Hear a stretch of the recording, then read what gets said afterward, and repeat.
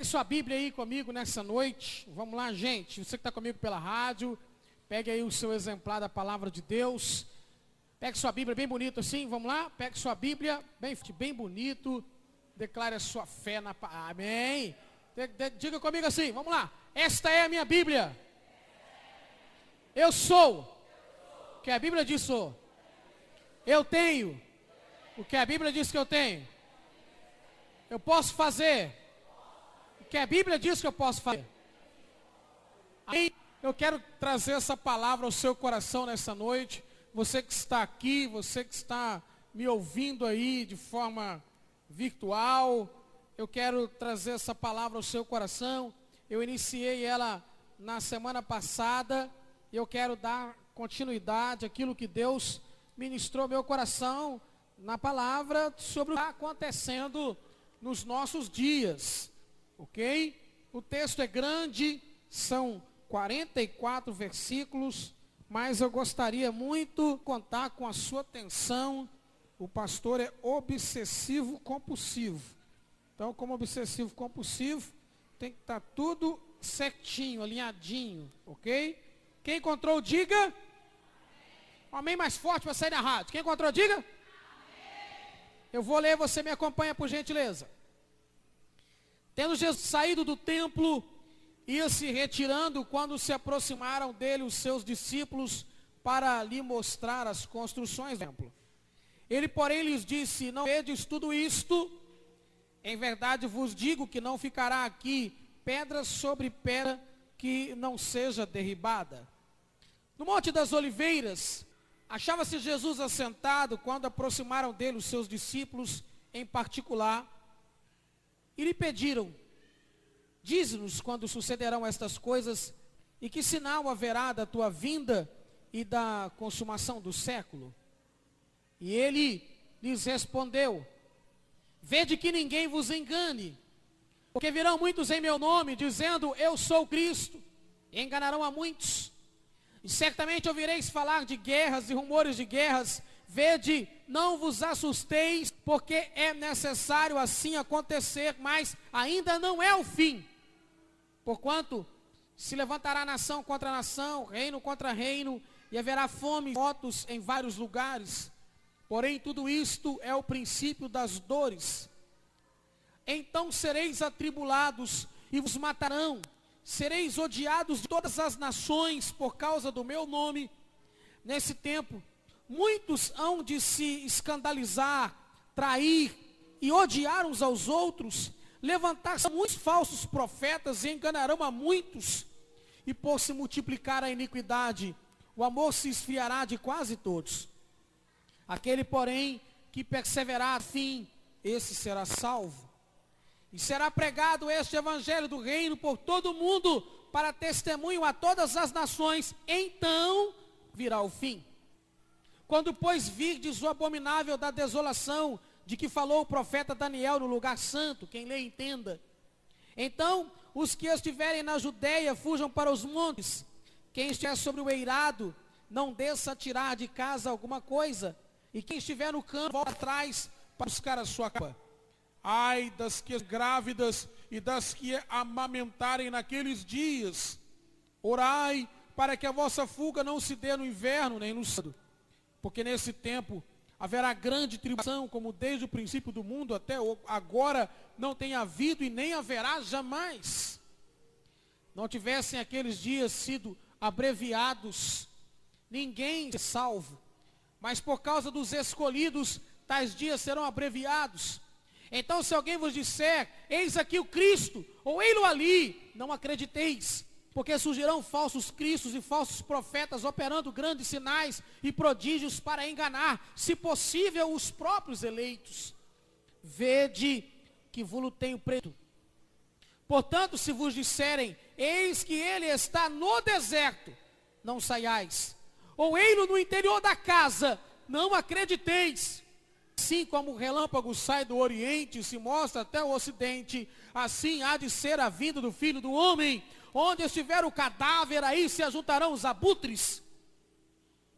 Logo em seguida, a tribulação daqueles dias, o sol escurecerá, a lua não dará sua claridade, as estrelas cairão do firmamento, os poderes do céu serão abalados.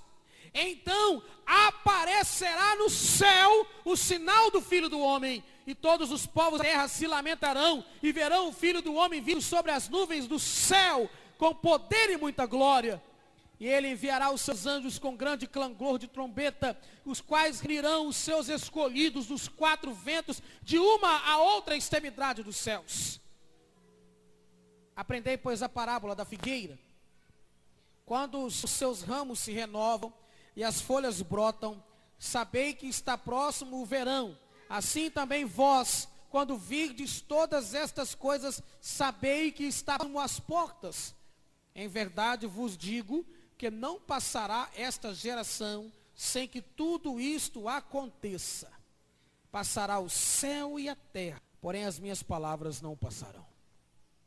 Mas a respeito daquele dia e hora, ninguém sabe, nem os anjos dos céus, nem o Filho, senão o Pai.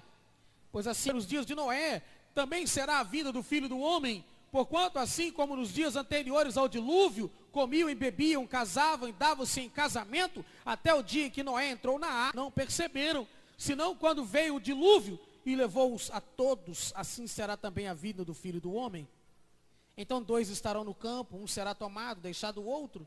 2 trabalhando no moinho, uma será tomada e deixada a outra. Portanto vigiai, porque não sabeis nem dia que vem o vosso Senhor. Mas considerai isso: se o pai de família soubesse a que hora viria o ladrão, vigiaria e não deixaria que fosse arrombada a sua casa. Portanto, ficai também vós apercebidos, porque a hora que não cuidais, o Filho do Homem virá.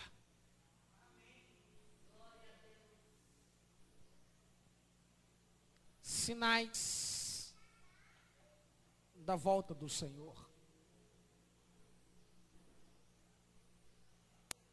Semana passada eu iniciei essa palavra para você.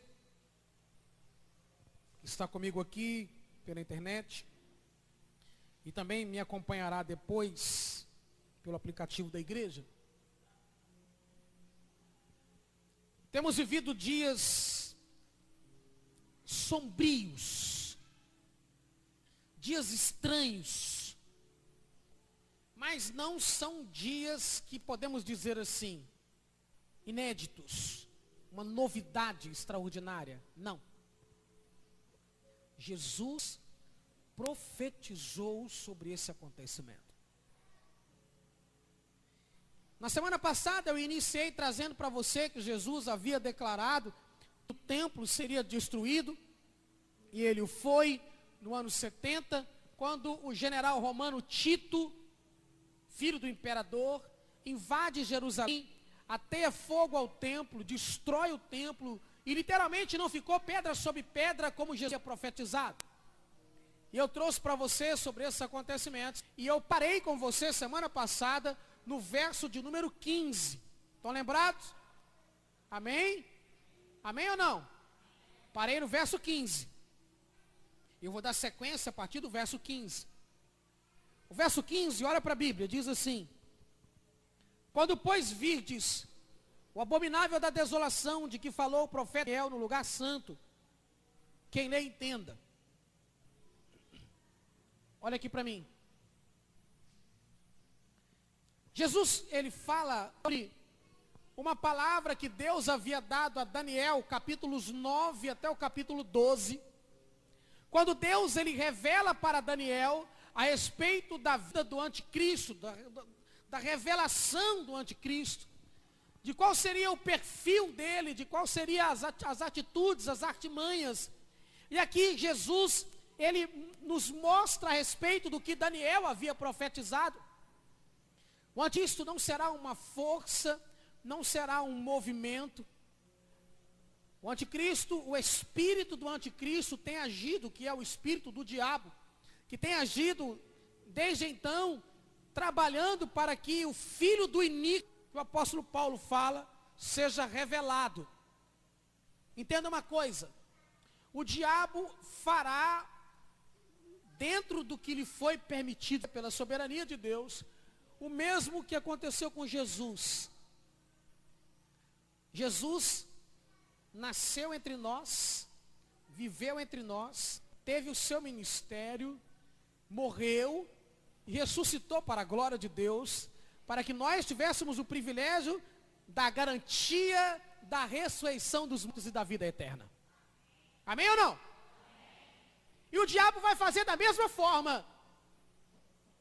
Vai nascer uma criança, e essa criança consagrada ao diabo crescerá e será usado pelo espírito inimigo para fazer o intento de destruir o povo de Deus, de perseguir a nação de Israel e de assolar os projetos de Deus para a redenção da humanidade. E Jesus disse assim: quando vocês virem o abominável da desolação no lugar santo do templo, é isso que ele está dizendo aqui no versículo, amém ou não? Está entendendo? Deixa eu olhar o horário, quanto tempo eu tenho, 8h37, hoje eu estou bem, tranquilão, consigo pregar 1 hora, numa boa, amém? Semana passada eu passei mal no culto, tive que ir embora depressa. Vamos lá. O que está implícito aqui nesse texto? Só haverão 3 verdades no final da mensagem que eu vou trazer para você. Agora eu preciso da sua máxima atenção. Jesus deixou-nos implícito algo muito importante aqui nesse texto, que está registrado em Ezequiel, capítulo de número 38. Eu quero ler esse texto com você. Amém? Pegue sua Bíblia e abra comigo. Vá comigo para Ezequiel, capítulo de número 38.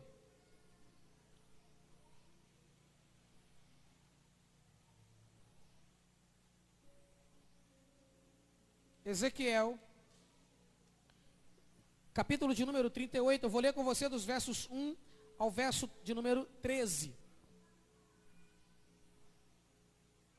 Quem tiver encontrado aí pode dizer um amém bem top. Veio a minha palavra do Senhor eterno dizendo: filho do homem, volve o rosto contra Gog, grave esses nomes, da terra de Magog, príncipe de Ros, de Meseque e Tubal, profetiza contra ele, e dize: assim diz o Senhor Deus, eis que eu sou contra ti, ó Gog, príncipe de Ros, de Meseque e de Tubal. Far-te-ei que volvas, porém anzóis no teu queixo, e darei a ti e a todo o teu exército, cavalos e cavaleiros, todos vestidos de armamento completo, grande multidão, com pavês e escudo empunhado, todos a espada, persas e etíopes e Pute com eles, todos com escudo e pacete, Gomer e todas as tropas, a casa de Togarma, do lado do norte, todas as suas tropas, muitos povos contigo. Prepara-te, sim, dispõe-te tu e toda a tua multidão do teu povo que se reuniu aqui, e serve-lhe de guarda. Depois de muitos dias serás visitado. No fim dos anos virás à terra que se recuperou da espada, ao povo que congregou dentre muitos povos sobre os montes de Israel, que sempre estavam desolados. Este povo foi tirado de entre os povos, e todos eles habitarão seguramente. Então subirás, virás como tempestade, far-te-ás como nuvem que cobre a terra, tu e todas as tuas tropas e muitos povos contigo. Assim diz o Senhor Deus. Naquele dia terás imaginações no teu coração, e conceberás mau desígnio, e dirás: virei contra a terra das aldeias sem muros, virei contra os que estão em repouso, que vivem seguros, que habitam todos sem muros e não têm ferrolhos nem... Isso a fim de tomares o despojo, arrebatares a presa, e levantares a mão contra as terras desertas que se acham habitadas, e contra o povo que se congregou das nações, o qual tem gado e bens e habita no meio da terra. Sabai Dedã, os mercadores de Tarsis, todos os seus governantes rapazes te dirão: vens tu para tomar o despojo? Ajuntaste o teu bando para arrebatar a presa, para levar prata e ouro, para tomar o gado e as possessões, que há grandes despojos. Esse texto é uma profecia revelatória da parte do Senhor para o profeta Ezequiel, a respeito de uma guerra após o renascimento da nação de Israel. Preste muita atenção no que eu quero trazer para você. As nações que estão citadas aqui são nações hoje importantes, e principalmente uma nação que está em evidência no momento. Olha para a sua Bíblia. Verso 1 de Ezequiel 38. Quem está entendendo a mensagem? Amém? Veio a minha palavra do Senhor dizendo: filho do homem, volve o rosto contra Gog. Olha para mim. Gog é uma pessoa, será uma pessoa. Ok? Amém? Gog é uma... Olha para o texto. Da terra de Magog, príncipe de Ros, Meseque e Tubal. E profetiza contra ele. Gog é uma pessoa. Ros, aqui no hebraico, significa cabeça, líder, chefe principal. Magog é uma terra. Os antigos, eles, fazendo a linhagem das nações, entenderam que Magog, que é um dos netos de Noé, eles mudaram-se para o norte da Europa, são os antigos sítios. E os sítios ocuparam uma parte que hoje é a chamada Rússia.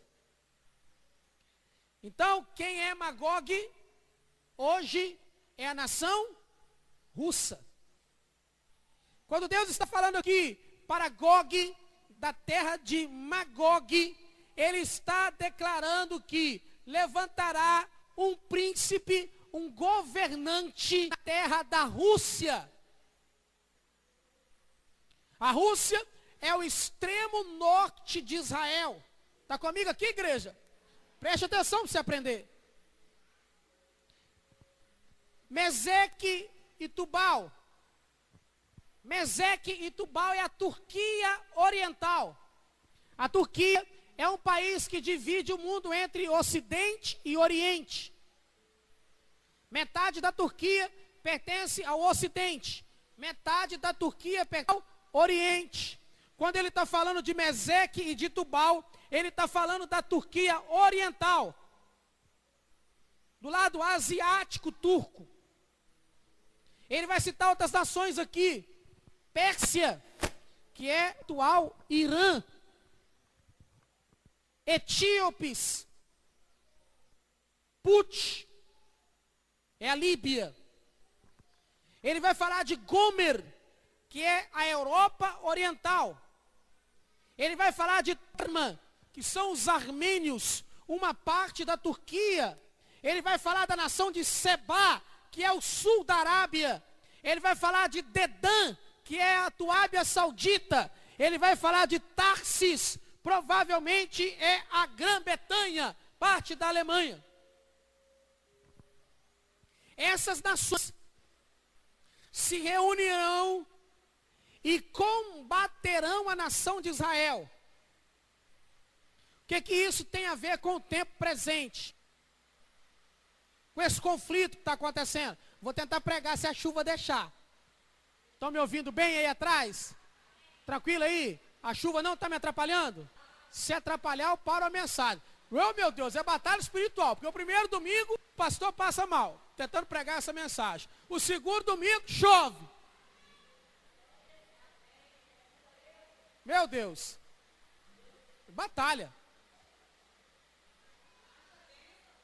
Essas nações estarão com o propósito, liderado pela Rússia, com o propósito de destruir Israel. Por quê? O texto diz que eles se levantarão para matar e para tomar o despojo. Preste atenção para você aprender. Eu comecei a falar domingo passado e vou citar agora de novo. A Rússia é um dos principais fornecedores de adubo do mundo. Se a Rússia hoje não irá adubo mais para o Brasil vive do agronegócio. Se a Rússia não nos enviar o adubo, nós só temos estoque de adubo para as nossas lavouras para 30 dias. Do Brasil inteiro. Nós entraremos, na próxima safra, nós entraremos num período de 6. O que está acontecendo nos nossos dias? Nós estamos vendo que Jesus disse no Evangelho de Mateus 24, que eu li para vocês, 6, 7 e 8. Jesus falando que vocês ouvirão falar de guerra, rumor de guerra. Vamos falar também no plural. Guerras, rumores de guerras. Nós estamos vivendo dias em que nós estamos à beira dessa guerra que nós estamos em Ezequiel 38. Qual será essa guerra? Será a Terceira Guerra Mundial. Nós estamos prestes a esse acontecimento. Pode não ser agora, nessa investida de Putin contra a Ucrânia. Por que a Rússia está tentando invadir a Ucrânia? Para ganhar território, para conquistar espaço, domínio e ampliar a sua estratégia principal, que é armar o mundo árabe para combater a nação de Israel. O projeto culmina na dominação da nação de Israel. Mas por que, pastor? Primeiro, Israel é a menina dos olhos de Deus. É o povo escolhido de Deus. É o povo que o Senhor profetizou, e Paulo escreveu 3 capítulos, aliás, no livro de Romanos 9 a 11, para falar da salvação de Israel. Se Deus não salvar a nação de Israel, Deus é um mentiroso. Por quê? Porque ele declarou para o rei Davi, em 2 Samuel, capítulo 7, que Davi seria feito para sempre casa, dinastia, descendência, e que governaria para sempre um descendente de Davi no trono de Israel. E o diabo quer fazer Deus mentiroso. É por isso que ele trabalha o tempo todo para destruir a nação de Israel e para destruir a igreja, porque Cristo é a plenitude, é a junção de judeus e gentios para formar uma nova raça, que é a igreja, que há de governar sobre toda a terra. Qual será o propósito da Terceira Guerra Mundial? Conquistar o domínio sobre a terra principal do mundo. Eu falei domingo passado e quero reforçar. O fundo do Mar Morto é um lugar, um dos principais lugares no mundo de insumos para produção de adubo. Parece algo tão simples, irmãos. O que isso tem a ver com a minha vida espiritual? Destacando. Quando de 1.400 metros abaixo. E qual vai ser a estratégia do anticristo? A gente vai chamar. Quando a Terceira Guerra Mundial implodir,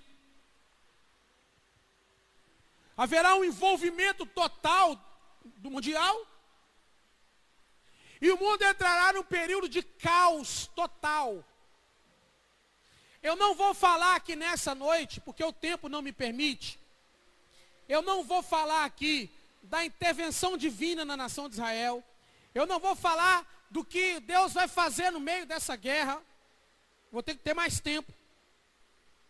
Mas eu quero te falar que essa guerra, Deus vai proteger Israel das investidas de Gog, do líder da Rússia, com essas nações. Deus vai proteger Israel, porém o mundo vai entrar num caos. Alguém tem acompanhado a agenda mundial? Não sei se vocês estão percebendo, observando, acompanhando. As autoridades do mundo estão declarando que o mundo necessita urgentemente de um governante mundial. Estão me ouvindo bem? De um governante mundial. O mundo carece de uma pessoa que tenha autoridade, autonomia para juntar novamente as nações, para trazer paz, descanso, serenidade e tranquilidade sobre a terra. E a chuva está me atrapalhando? Tá não? Tá ou não tá? Uns falam que tá, outros falam que não tá. É Paulo, ou é Apolo, ou é Cristo? É? Essa guerra aqui, ela culminará num acordo de paz. Que Daniel profetiza. Ele declara que o anticristo será a pessoa que firmará um acordo com as nações. E ele trará paz na terra. Está aqui comigo? E o que a gente está vendo agora, eu preparei uma mídia ali, com a bandeira da Ucrânia de um lado, a bandeira da Rússia do outro. Não que eu me coloquei do lado da Ucrânia, né? Mas eu fiz uma montagem ali, em que a Rússia, ela está trabalhando os ódios dessa guerra. As coisas no momento, irmãos, estão sendo alinhavadas. As coisas estão caminhando para que essa guerra possa estourar. Vai acontecer, porque Deus liberou uma palavra que ela irá acontecer. E é para que o anticristo, ele iludirá o mundo usado pelo diabo.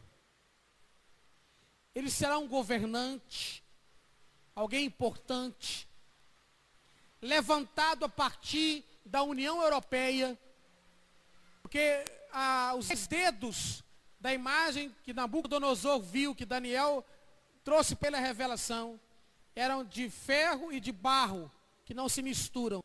Os 10 dedos são o símbolo das 10 nações que iniciaram a União Europeia, e que levantará o Cristo para pacificar, para trazer prosperidade. Mas o alvo maior do anticristo é a destruição da nação de Israel. E aí eu volto para você. Quem entendeu a mensagem até aqui? Pegue sua Bíblia. Eu volto com você a capítulo 24, verso de número 15. Quando a palavra de Deus diz: quando, pois, virdes o abominável dalão de que falou o profeta Daniel. Presta atenção e olha para mim.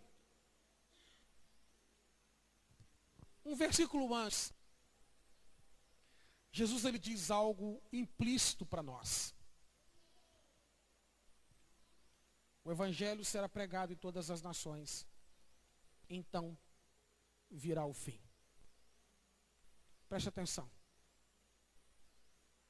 Quando Jesus fala isso, então virá o fim. Da parúzia no grego, da volta dele. Entenda aqui comigo. Entre o verso 14 e o verso 15, você que está comigo pela rádio, entre o verso 14 e o verso 15, há um hiato. Que hiato é esse? Pegue sua Bíblia. Vá comigo para 1 Tessalonicenses capítulo 4.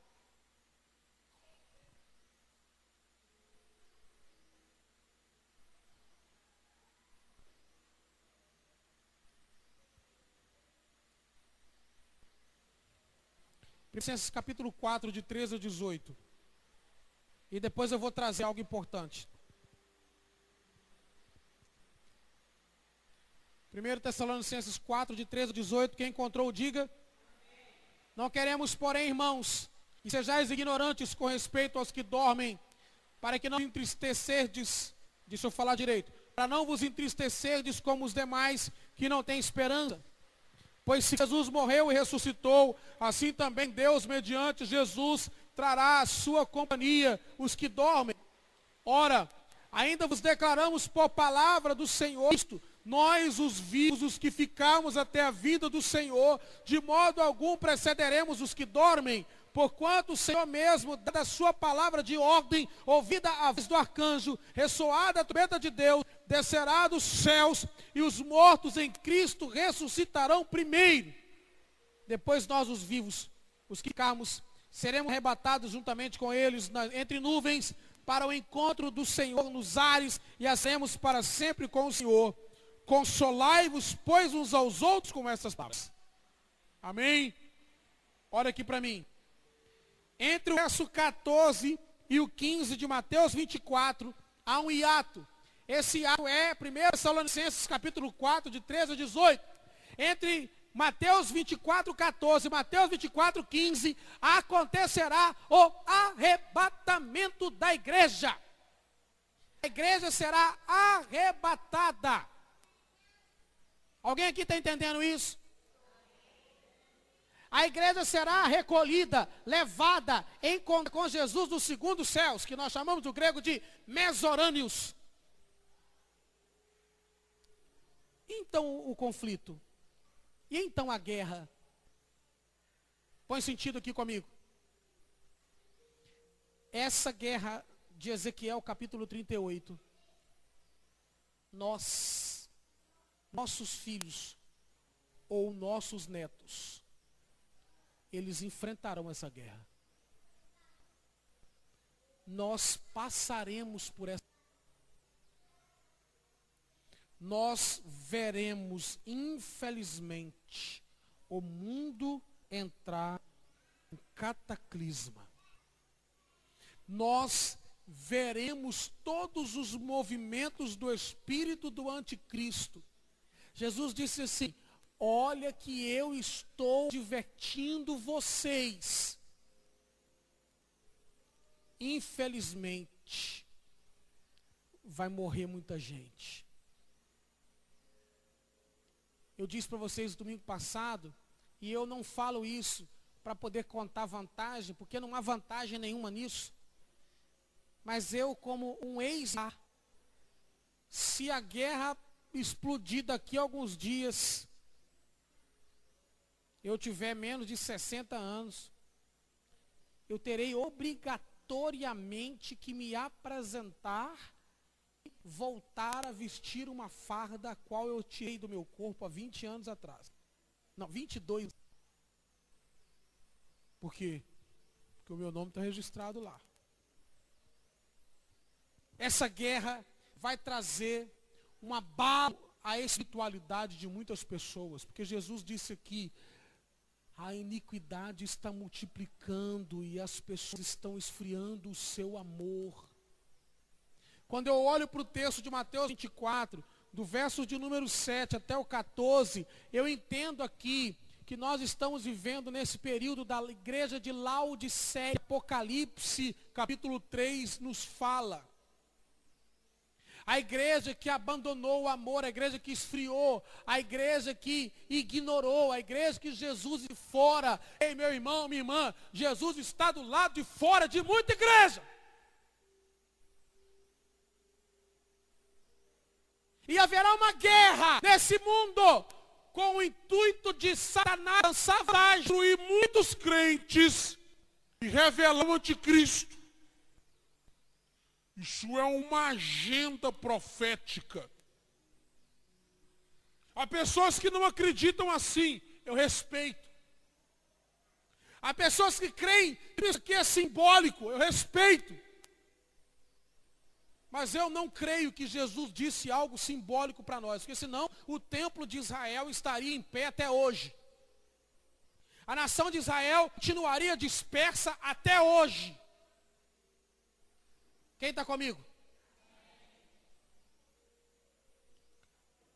Atenção.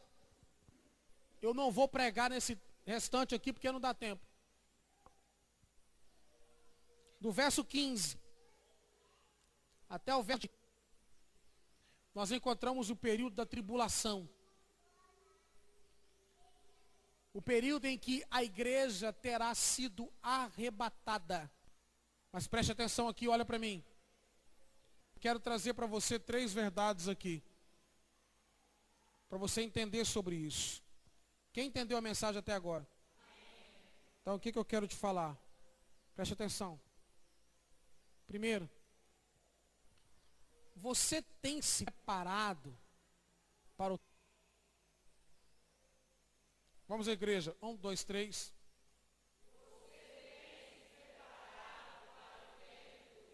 Você tem preparado? Mateus 24, de 42 a 44, Jesus disse assim: portanto, vigiai, porque não sabeis em que dia vem o vosso Senhor. Mas considerai isso: se o pai de família soubesse a que hora viria o ladrão, vigiaria e não deixaria que fosse arrombada a sua casa. Por isso, ficai também vós apercebidos, porque a hora não cuidais, o Filho do Homem virá. Ei, põe sentido. Tem muita gente brincando de ser crente. Tem muita gente brincando com as coisas de Deus. Tem muita gente levando as questões espirituais, vou falar como lá em Minas, do outro lado, levando na flauta. Tem gente que acha que Deus é obrigado a fazer o que eu quero.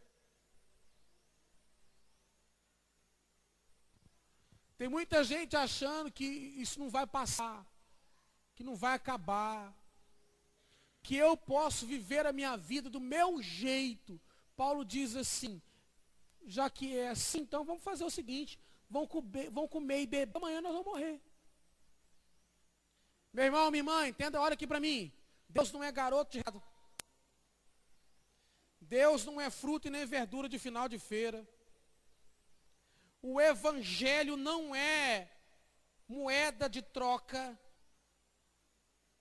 Todo mundo tem em casa um copinho cheio de moedinha de 5 e 10 centavos. O evangelho não é isso não. O evangelho é sério. As coisas de Deus são sérias. E quem não leva Deus com seriedade, as coisas de Deus com seriedade, coloque... O que é isso aqui?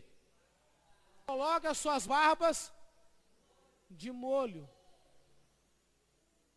Fica ligado, fica atento. Não brinca, por quê? Deus vai cobrar de você.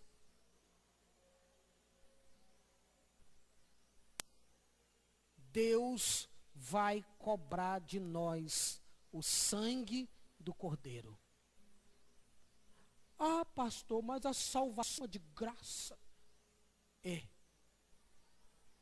de graça agora, mas ela custou caro na cruz do Calvário. O apóstolo Paulo, escrevendo aos Coríntios, ele diz assim: vocês foram comprados por um bom preço. Deus, ele não brincou. Quando ele liberou uma palavra dessa, Jesus disse aqui, que vai entrar num caos e eu vou voltar. Ei, presta atenção, quando ele fala assim: quando vocês virem o abominável da desolação, se ver, quem não foi arrebatado. Porque não é todo mundo que está na igreja que vai ser arrebatado, não, irmão. Fica aí, no mundão, tranquilão. Você que está em casa me ouvindo aí, que era para estar na igreja, está em casa. Ah, não deu para ir, não. Ei, domingo passado, irmão, eu estava com dor de barriga e vim pregar. Você acha que é fácil? Nós rimos bastante hoje de manhã já, passei mal, saí correndo, desesperado aqui, quase que eu chutei essas cadeiras, tudo, meu Deus, eu tenho que ir embora. Passando mal, mas eu estava aqui pregando, eu tenho um compromisso. Se eu fosse um membro de igreja com unção, eu tinha ficado em... Porque, minha barriga está doendo. Jesus está às portas. Só não vê que é. Você está preparado? Eu não tenho como eu falar com você assim, paga para ver, depois você me conta, porque eu não vou estar aqui. No segundo céu com Jesus, você vai estar? Ih, esse amém está muito peba. Vocês vão, vai ou não vai? Você vai ou você não vai, meu filho? Entenda mais, irmão. Entenda uma coisa aqui, olha para mim. As coisas de Deus não são assim, é 8 ou 80. Ou você está ou você não está. Um dia Jesus falou com os assim, vocês ficam na porta do reino, vocês não entram e não deixam os outros entrar. Vocês ficam aí na porta, não entra, mas também não sai.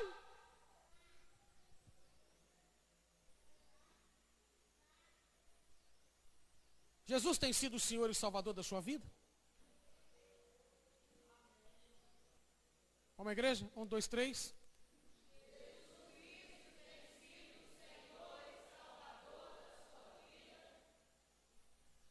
Pensa comigo. Ele está no controle do comando. É Ele que manda em você, na sua vida, na sua história. É Ele que te direciona. É Ele que te orienta. Meu irmão, olha para mim. Eu ouvi um ditado uma vez. Eu achei muito interessante. Tem pessoas que estão na igreja por causa de pessoas. E às vezes não ficam na igreja. Porque pessoas. Uma hora eu vou decepcionar alguém. Eu não sou perfeito. Eu tenho meus defeitos. Tenho minhas convicções, tenho meus pontos positivos, mas eu sou uma pessoa imperfeita. Uma hora o pastor decepciona alguém, uma hora alguém vai olhar para o pastor e vai ser o pastor que nós falamos hoje de manhã, né, Có? Uma hora a pessoa vai olhar e vai dizer, não era aquilo que eu pensava. Eu jamais serei aquilo que pensa que eu sou. Mas Deus sabe quem eu sou. Deus sabe quem você é. É por isso, sabe quem tem Ele como Salvador? Somos escravos. Sabe o que é isso? Escravos.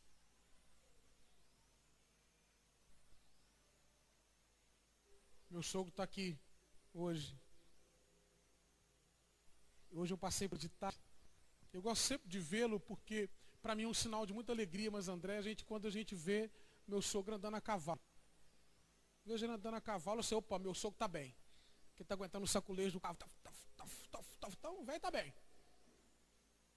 E ele domina um cavalo. Ele leva para lá, ele leva para cá.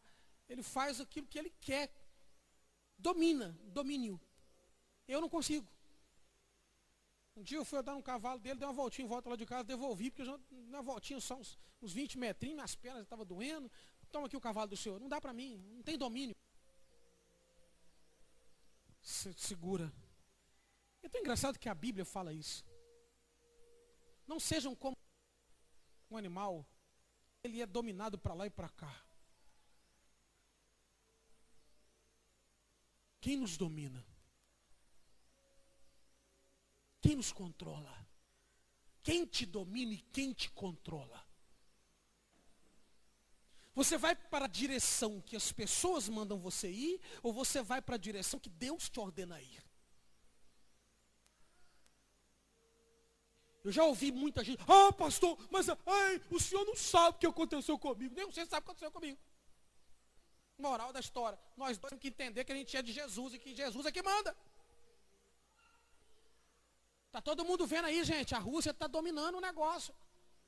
Por que a Rússia não destruiu a Ucrânia ainda? Porque ela não quis. Por que o Brasil quer aqui? Essa polícia, irmão.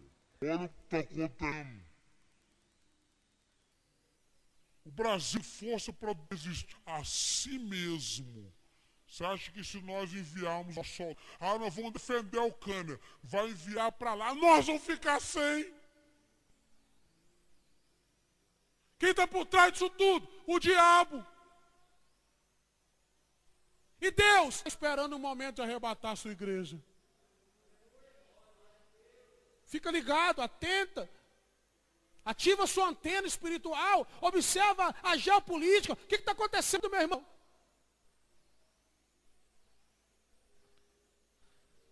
O diabo está esperando para cumprir o papel dele. E Deus está esperando a oportunidade de arrebatar a sua igreja. É por isso que a nossa palavra deve ser assim. Ora vem, Senhor Jesus. Vem buscar a tua igreja. Sabe qual tem sido a minha oração, meu irmão? Eu sinto muito. Tem muito inocente morrendo. Vai morrer muito mais. Mas sabe qual tem sido o anseio da minha alma, o desejo da minha alma? Senhor, que estoure logo essa guerra, para o Senhor arrebatar a sua igreja. Se eu tiver que morrer lá, eu morro. Se eu ir para a glória. A gente tem que parar com esse negócio, meu irmão. Não, você finge que eu finge que eu não. Nós temos que orar para o Senhor. O foco é o Senhor. E quem é da igreja firme, falando da igreja Bate a Paz, não, você que está comigo me ouvindo aí na internet, que é de outra igreja. Estou falando de placa de igreja, não. Placa de igreja foi criada por ser humano. Estou falando do Evangelho de Jesus Cristo. Quem é da igreja do Senhor Jesus, eclésia no grego, chamados para fora. Quem é da igreja do Senhor Jesus Cristo, está com a consciência ativa, andando com o Senhor, pronto, preparado, porque se o Senhor chamar, está preparado. Porque Ele é Senhor. Quem está comigo nessa palavra? Quando eu era militar, e o comandante me chamava para ir na frente da tropa, ou para cumprir alguma ordem, chamava qualquer outro número lá do batalhão. Quando a gente chegava diante dele, era só uma palavra que a gente podia falar com o comandante. Seja o agente, seja o tenente, quem tivesse comandando a gente na hora. Meu número no exército era 86. Se ele me chamasse lá 86, eu só tinha que falar uma palavra. Se eu falasse outra, castigo. Quando ele gritava o meu número, eu tinha que fazer sinal de continência e gritar assim: pronto! Pronto! Estou preparado para a guerra. Estou preparado para onde o Senhor me mandar. Estou pronto. Fardado, armado, municiado, lamentado, cantil de água aqui. Pronto. Estou pronto. Para onde o Senhor vai me mandar? Tem muito crente aí que Jesus está assim: eu vou te arruma a tua casa, tu vai morrer. O crente: não, Senhor, eu preciso cuidar das minhas coisas. Senhor, eu preciso casar. Eu preciso ver meus netos crescer. Ah, Senhor, eu vou morrer, eu vou deixar minha família. Ah, Senhor, não, Senhor, Deus te chamou, é pronto, estou preparado, Senhor. Você é comigo, meu irmão? Se você está em dia com o Senhor, em santidade de vida, a palavra para o Senhor nessa noite é só uma. O que está escrito ali?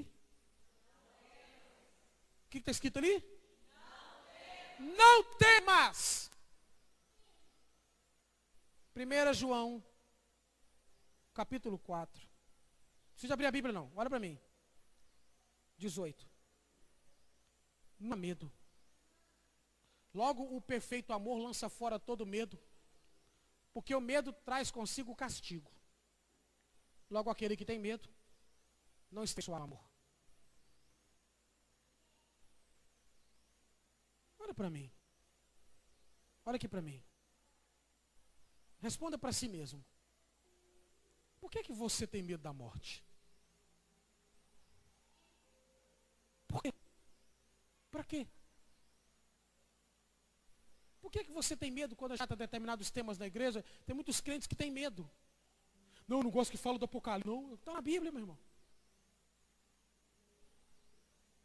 Ah, não, esse assunto é um assunto, não, pastor, é um assunto muito melindroso. Não é não, meu irmão, é a palavra.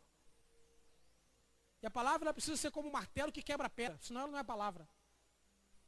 Capítulo 4, a Bíblia diz que ela, a Bíblia, é como a espada de dois gumes. Entra, divide alma, espírito, junta e medula, e é apta para discernir o pensamento e as intenções do coração.